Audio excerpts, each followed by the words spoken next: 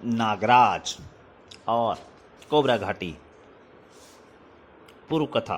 खूनी कबीला में आपने पढ़ा। दक्षिण अफ्रीका के गुलाम द्वीप पर जनरल टमटा का शासन है। वहाँ के काले मूल निवासियों पर जनरल टमटा तरह तरह से अत्याचार करता है। नागराज उस द्वीप पर उतरता है और कुछ क्रांतिकारी युवकों के साथ द्वीप की भोली भाली जनता को जनरल टमटा के दमन चक्र से मुक्त कराने का प्रण लेता है।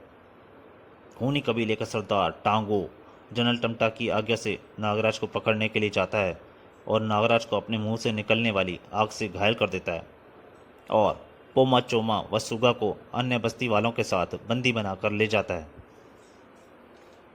घायल नागराज को बाबा गुरुनाथ ने महर्षि ज्वालानाथ का पता बताया, जो उसे टांगों की मुखाग्नि से बचा सकते थे, मुंह से निकलने वाली अग्नि से बचा सकते थे। नागराज अपने हेलीकॉप्टर पर सवार होकर महर्षि ज्वालानाथ की तलाश में निकल पड़ता है। नागराज हेलीकॉप्टर पर सवार 6 ज्वालामुखियों के समूह के ऊपर उड़ रहा था। बाबा गोरखनाथ ने कहा था कि 5 ज्वालामुखियों से घिरे एक शांत ज्वालामुखी में महर्षि ज्वालानाथ जी का वास है। यह अवश्य ही वही जगह है। नागराज ने हेलीकॉप्टर सुप्त ज्वालामुखी पर उतारा। भर नागराज हेलीकॉप्टर से उतरकर ज्वालामुखी के मुहाने पर आ गया।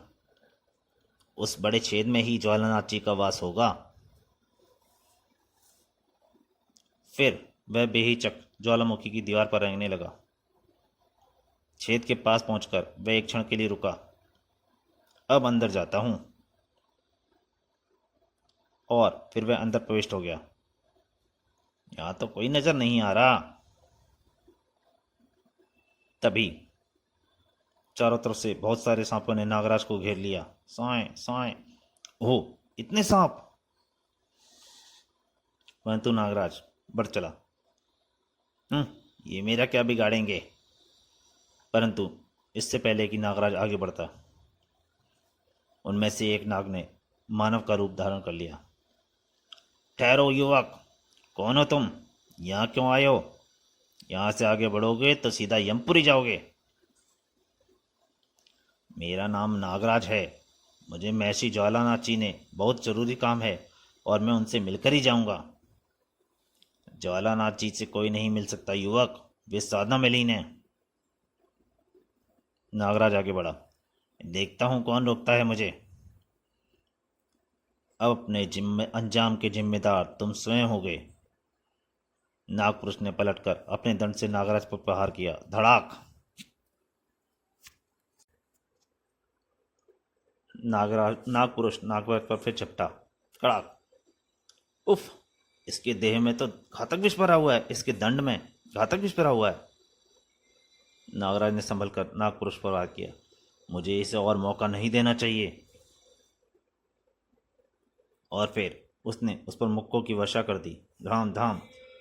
नागराज को रोकना इतना आसान नहीं है दोस्त। फिर नागराज ने उसे नागरस्सी से बांध दिया। अब तुम तब तक नहीं हिलोगे जब तक मैं ज्वालानाथ जी से मिलकर वापस नहीं आ जाता। किंतु इससे पहले कि नागराज आगे बढ़ता, बहुत से नागों ने उसे घेर लिया और उस पर हमला कर दिया। परंतु नागराज के कराटे के वारों व जहरीली फुंकारों ने कईयों को यमलोक पहुंचा दिया। उफ! इनकी संख्या तो बढ़ती ही जा रही है। ये मेरा समय ही खराब करेंगे। मुझे अपनी नागसेना से काम लेना पड़ेगा। अगले ही पल नागराज के हाथों से नागसेना निकल पड़ी। नागसेना के नागों ने वहां कहर मचा दिया। नागपुरुष से नागों की तबाही ना देखी गई। ठहरो युवक, लड़ाई रोको, इनको मत मारो। मैं तुम्हें महर्षि तक पहुंचने का रास्ता बता देता हूं। नागराज ने नागसेना को वापस बुला लिया और नागपुरुष को भी आजाद कर दिया। हाँ, अब आए हो ना रास्ते पर? नागपुरुष नागराज को एक छोटे से छेद के पास ले आया। नागराज, यह बिल ही कोबरा घाटी का रास्ता है। तुम यहां से अंदर घुस सकते हो तो महर्षि से मिल सकोगे। नागराज मुस्कुराया। इसे तो मेरे नाग पल भर में चौड़ा कर देंगे। नागसेना के सैकड़ों नाग मिट्टी खोद खोद कर नागराज के लिए रास्ता बनाने लगे। कुछ ही देर बाद छोटे से दिखने वाले सुराख को नागों ने चौड़ा बना दिया और नागराज उसमें उतर गया। नीचे उसने अपने को एक सुरंग में पाया, परंतु इससे पहले कि वह आगे बढ़ता, एक अज्ञात शक्ति उसे गुफा के अंदर खींचने लगी। ओह! और दिव्य वेग से वह एक विशाल अजगर से टकराया। अजगर की सांस के साथ ही वह यहां खिंचा चला आया था। नागराज को देखकर चौंक गया। नींद खुल जाने से अजगर बहुत क्रोधित हो उठा और उसने नागराज पर फुंकार छोड़ दी। ओह! जहरीली फुंकार! फुंकार बेअसर होते देख अजगर ने अपनी भारी पूंछ नागराज पर दे मारी। ठाक! चोट से तिल मिलाकर नागराज ने झपट कर अजगर की गर्दन दबोच ली। गुर्र! भले काम में रुकावट डालता है कीड़े! फिर उसकी आंखों को स्नैक हैंड से एक ही बार में फोड़ डाला। कुर्द अजगर ने पलटी खाकर नागराज को अपने बंधन में जकड़ लिया और कसने लगा। आह! जैसे जैसे अजगर बंधन कस रहा था, नागराज को अपनी जान निकलती महसूस हो रही थी। तभी नागराज ने अजगर के शरीर पर अपने विषयुक्त दांत गड़ा दिए। अजगर की पकड़ ढीली पड़ती चली गई। अपने घातक विष से अजगर को समाप्त कर जब नागराज आगे बढ़ा तो उसका रास्ता रोका गर्म लावे के प्रपात ने। ओह! यह तो बहुत ही गर्म है, मैं इसे तैरकर पार नहीं कर सकता। तभी नागराज का ध्यान छत पर गया। वाह! छत से लावा नहीं टपक रहा।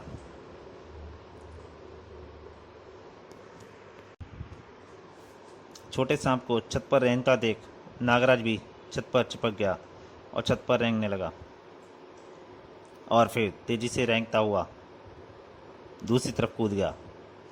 यहाँ तो कदम कदम पर मौत बिछी है। नागराज जैसे ही आगे बढ़ा, उसका पांव एक गड्ढे में गया और गड्ढे में जा पड़ा। ओह! वाह! गद्दा बिछा रखा है। किंतु अगले ही क्षण नागराज उछल पड़ा। हाँ, यह तो सांप है। सांप ने झपट कर उसका हाथ दबोच लिया और नागराज के मुंह से एक चीख निकल गई। आई! नागराज ने उसकी गर्दन पकड़ ली। मैं तुझे भी मार डालूंगा तो सांप। कुछ ही देर में सांप तड़प कर शांत हो गया। अलविदा भाई। गड्ढे से नागराज ने नागरस्सी के सहारे ऊपर आ गया। जैसे ही वे आगे बढ़ा, उसका सामना 2 फन वाले एक भयंकर सांप से हुआ और उस सांप ने उसके ऊपर फुंकार छोड़ी। फू! लो कर लो बात, ये हमें रोकेंगे 2-2 मुंह से, तो इनके दोनों सिरों को ही अलग कर देते हैं। और नागराज ने उसके दोनों सिरों को चीर दिया। और आगे बढ़ने पर, अरे वाह! दुर्लभ दंतक नाग! वो भी नागराज के ऊपर आके फुंकारने लगा। फू! ओ, तो आप भी दुश्मनी कर रहे हैं भाई साहब। नागराज के मुष्टि प्रहार ने धड़ाक दंतक के 2 दांत हलक में और 2 जमीन पर उतार दिए। 100 सालों में इतने बड़े दांत आते हैं इसके। बेचारा गंवा बैठा। तभी जैसे हवा सी गुजर गई नागराज के सिर के ऊपर से। उफ! यह था लोम्बू, उड़ने वाला सांप। सांप हमला करने के लिए दोबारा पलटा, लेकिन नागराज ने चपलता से अपनी उंगलियां सांप की आंखों में घुसेड़ दी। गुप! मुझे इन्हें मारना बिल्कुल अच्छा नहीं लगता, किंतु अभी मुझे हजारों आदमियों की जान बचानी है। तो दोस्तों, ये कॉमिक अभी जारी है। आप इस समय कॉमिक पढ़ रहे हैं कोबरा घाटी। आपको ये अच्छी लग रही होगी ज़रूर, लेकिन मेरी आपसे एक प्रार्थना है, अगर आप इस कॉमिक का पूरा आनंद लेना चाहते हैं तो आपको इससे पहले खूनी कबीला ज़रूर पढ़नी चाहिए, तभी आप इस कहानी का पूरा आनंद ले पाएंगे। और मेरी आपसे एक प्रार्थना है कि अगर आपको कॉमिक अच्छे लगे तो प्लीज़ ज़्यादा से ज़्यादा शेयर कीजिए, ताकि ये कॉमिक आगे बढ़ सके। और मैं अपने पाठकों को और अपने जो भी मेरी कॉमिक पढ़ रहे हैं और मेरे ऊपर कमेंट कर रहे हैं, मैं उन सभी को धन्यवाद देना चाहता हूँ। मुझे उनके कमेंट पढ़कर बहुत खुशी मिलती है। मैं चाहता हूँ वो आगे भी कमेंट करें। जो आपको गलत लगे गलत, अच्छा लगे अच्छा, जैसा भी लगे ज़रूर कमेंट कीजिए। धन्यवाद। अब कॉमिक जारी करता हूँ। तभी ओ, यह तो घोड़ा पछाड़ सांप है, अत्यंत बलशाली। सांप ने पलटी मारी, पटाख। नागराज ने पूरी ताकत लगाकर सांप को पैरों से अलग किया और खड़ा हो गया। फिर उसने जमीन पर पटक पटक कर घोड़ा पछाड़ सांप को यमलोक पहुंचा दिया। मुझे अफसोस है दोस्त। नागराज घोड़ा पछाड़ से लड़कर जैसे ही पलटा, उसके कुछ हाथ से टकराया, जिससे नागराज की चीख निकल गई। उफ! ओह! चितकबरा कोबरा राज ने अपने सेना नायकों को भी चुन चुन कर रखा है। जवाब नहीं इसका भी। अगले ही क्षण चितकबरा नागराज पर फिर झपटा। उफ! नागराज ने उसका गला पकड़ने की चेष्टा की, किंतु उस चितकबरा के कांटे नागराज के हाथों में चुभ गए। चितकबरा के शरीर में मौजूद कांटों के ने उसे हाथ को खींच लेने पर मजबूर कर दिया। हाय, मैं तो इसके कटीले बदन को भूल ही गया था। चितकबरा फिर झपटा। नागराज ने उस पर मुक्का तान दिया। आ बेटा, मुंह ना सुझा दिया तो कहना। किंतु चितकबरा ने फिर से मुंह की जगह शरीर हाय कर दिया। हाय रे चितकबरा, यह तूने क्या किया? ओहो, यह तो फिर हमला कर रहा है। मुझे समझदारी से काम लेना चाहिए। वक्त पहले ही बहुत खराब हो चुका है। अब जैसे ही चितकबरा नागराज के पास पहुंचा, नागराज ने उस पर जहरीली फुंकार से वार किया। चितकबरा इतना जहर ना सह सका। गलत आदमी से उलझ गए थे बेटा। वह जमीन पर गिरक कर तड़पने लगेगा। फिर नागराज निर्विघ्न आगे बढ़ चला। वाह, लगता है अब कोई बाकी नहीं रह गया। सुरंग भी खत्म हो रही है। और वो अपनी जगह पहुंच गया। लगता है यही महर्षि ज्वालानाथ जी हैं, पर ये तो साधना में लीन है। मैं इन्हें उठाता हूं। नागराज जैसे ही आगे बढ़ा, एक भयानक आवाज ने उसे जाम कर दिया। ठहरो! हैं? यह कौन बोला? तो दोस्तों, नागराज को घबराहट के इस भाग में हमें यहीं तक। इसके दूसरे और अंतिम भाग में जल्दी आपके सामने हाजिर होऊंगा। तब तक के लिए नमस्कार।